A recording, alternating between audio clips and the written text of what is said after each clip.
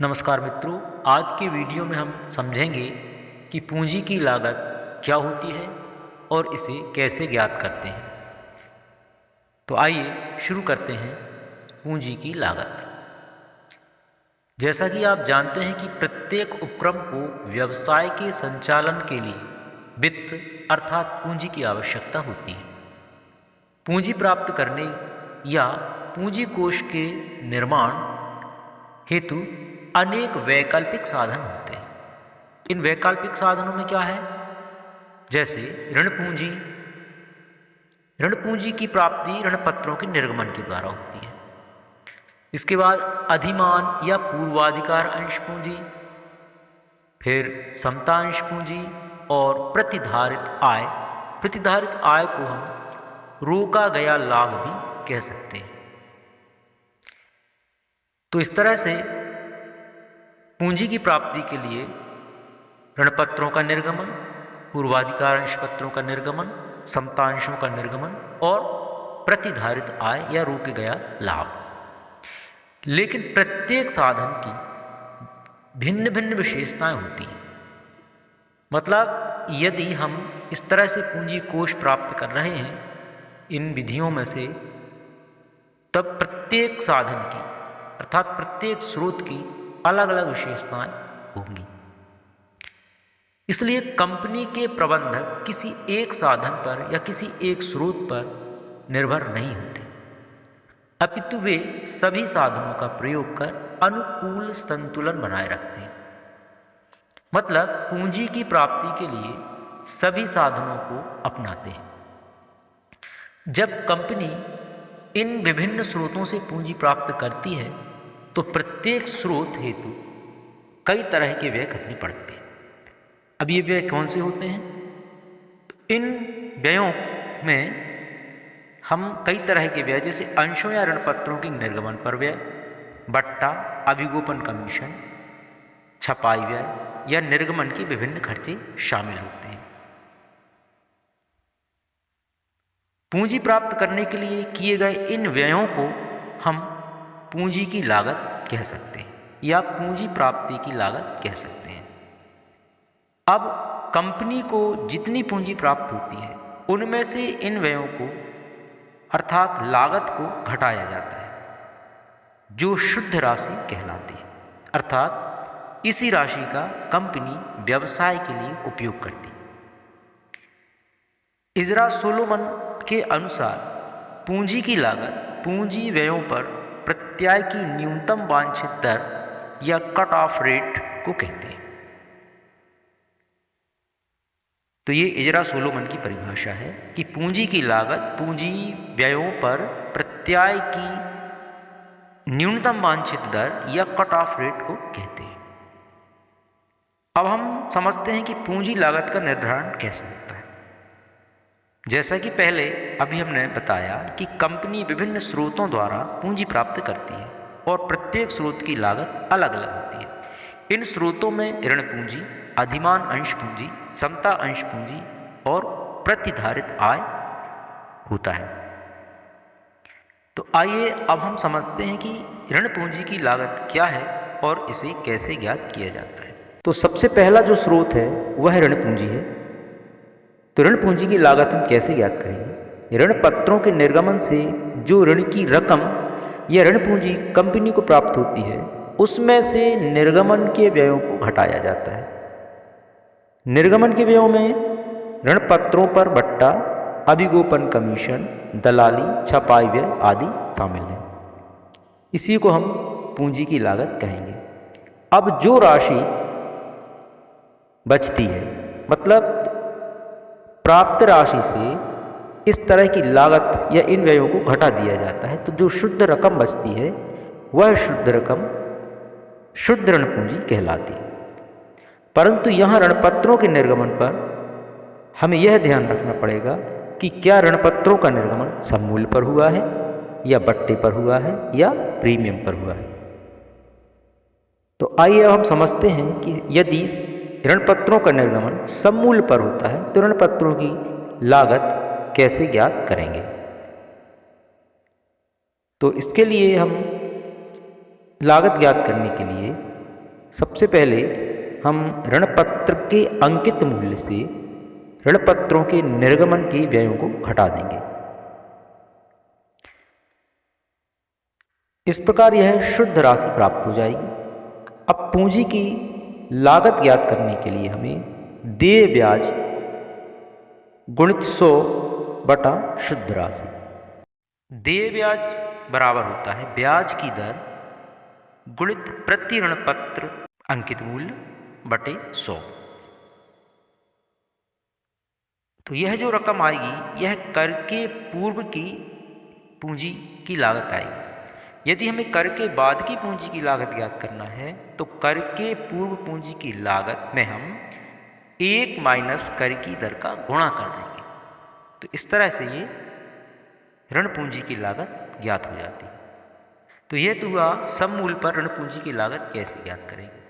अब यदि बट्टे पर ऋणपत्रों के निर्गमन की पूंजी की लागत ज्ञात करना है तो इसके लिए हमें ऋणपत्र के अंकित मूल्य से बट्टा और निर्गमन के व्ययों को घटाना पड़ेगा।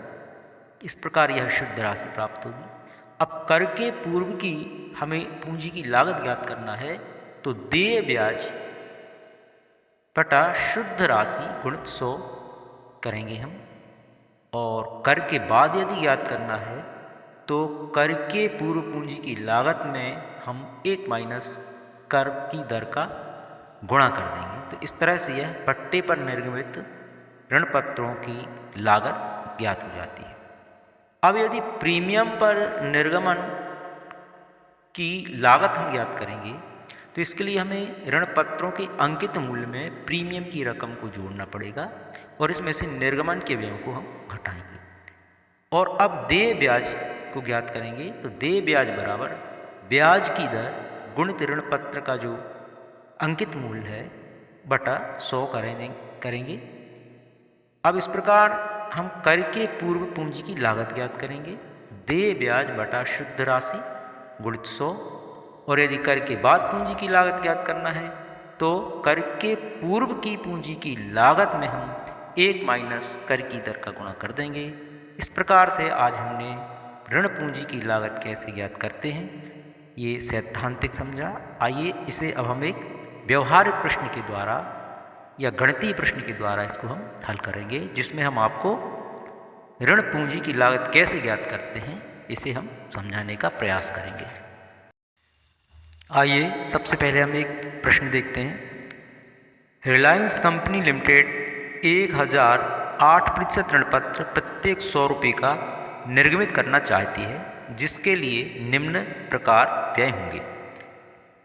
अभिगोपन कमीशन 2%, दलाली 0.5%, छपाई एवं अन्य व्यय 2500 रुपया।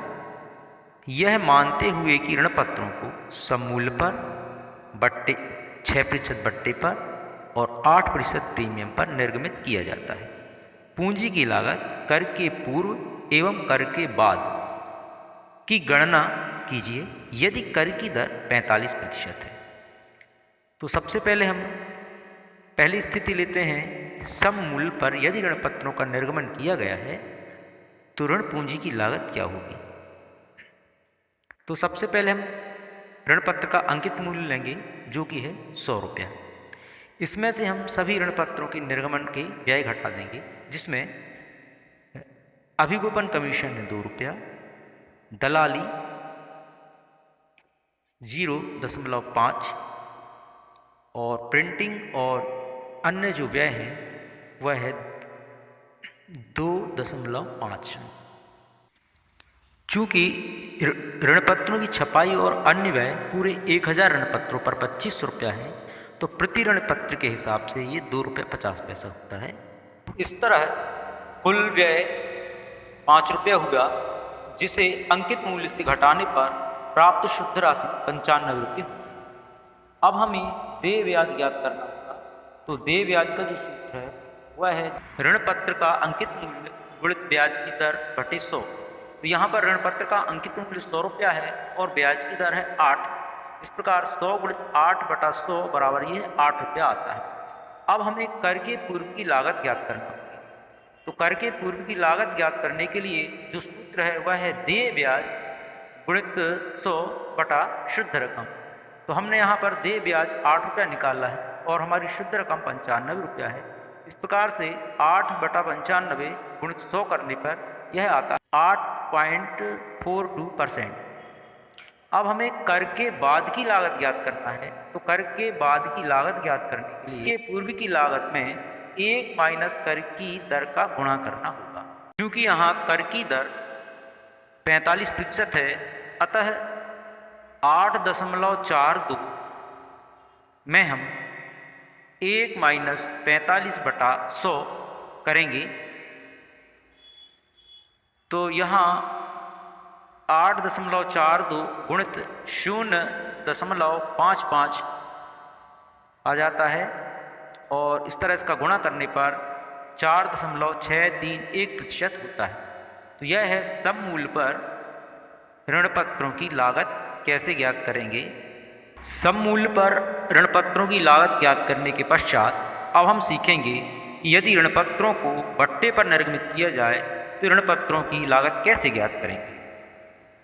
तो यहाँ पर शर्त है, यदि ऋण पत्र को 6% बट्टे पर निर्गमित किया जाए तो ऋण पत्रों के निर्गमन की क्या लागत होगी। जैसा कि हमने पहले देखा कि हम पहले शुद्ध रकम ज्ञात करेंगे। तो शुद्ध रकम इस प्रकार होगी, अंकित मूल्य माइनस बट्टा माइनस ऋण पत्र के निर्गमन की व्यय। तो यहाँ अंकित मूल्य 100 रुपया है और बट्टा है 6 रुपया और निर्गमन के व्यय 5 रुपया, जैसा कि पहले देखा था हमने। तो ये हमारा आता है 89 रुपया, जो कि हमारी प्राप्त शुद्ध रकम होगी।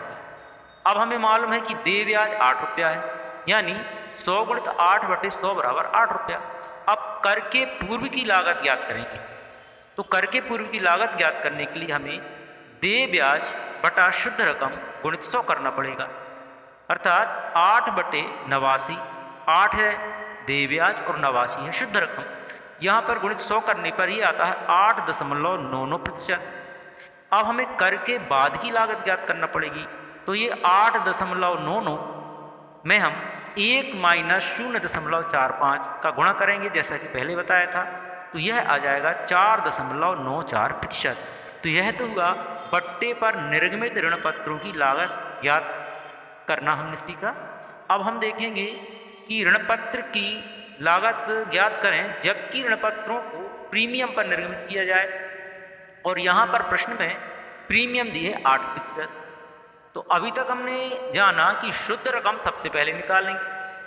तो यहाँ अंकित मूल्य में हम प्रीमियम को जोड़ देंगे। बट्टे को हम घटाते हैं लेकिन प्रीमियम को हम जोड़ेंगे और निर्गमन के व्यय घटा देंगे। मतलब शुद्ध रकम बराबर अंकित मूल्य धन निर्गमन पर प्रीमियम माइनस निर्गमन के व्यय, अर्थात अंकित मूल्य 100 रुपया, प्रीमियम है 8% और निर्गमन के व्यय है 5 रुपया। इस तरह से 100 धन 8 माइनस 5 बराबर ये हो जाता है 103। अब हमें कर के पूर्व की लागत ज्ञात करना पड़ेगी। तो कर के पूर्व की लागत बराबर देय ब्याज बटे शुद्ध रकम गुणित 100। और यहाँ देय ब्याज पहले के समान ही 8 रुपया होगा, अतः 8 बटा 103 जो कि हमारी शुद्ध रकम निकाली है गुणित 100। तो ये हो जाता है 7.77%। और इसके बाद हम ज्ञात करते हैं कर के बाद की लागत। तो कर के बाद की लागत ज्ञात करने के लिए कर के पूर्व की लागत में हम 1 माइनस कर की दर का गुणा करते हैं। तो कर के पूर्व की लागत आई है हमारी 7.77%। कर के पूर्व की लागत अर्थात 7.77 में हम 1 माइनस 0.45 का गुणा करेंगे। तो यह जाता है 7.77 गुणित 0.55 यानी 4.27%। इस प्रकार आज हमने वित्त के स्रोत के अंतर्गत ऋण पत्रों को निर्गमित करने की लागत कैसे ज्ञात करेंगे इसे हमने सीखा। और इसमें हमने आपको आज तीनों ही प्रकार से निर्गमन में ऋण पत्र की लागत कैसे ज्ञात होगी ये सिखाया, अर्थात सममूल्य पर, प्रीमियम पर और बट्टे पर। आशा है आपको यह वीडियो अच्छा लगा होगा। अच्छा लगा हो तो इसे लाइक करें, अपने मित्रों को शेयर करें और मेरे चैनल को सब्सक्राइब करें। धन्यवाद। मिलते हैं ऐसे ही किसी ज्ञानवर्धक वीडियो के साथ। नमस्कार।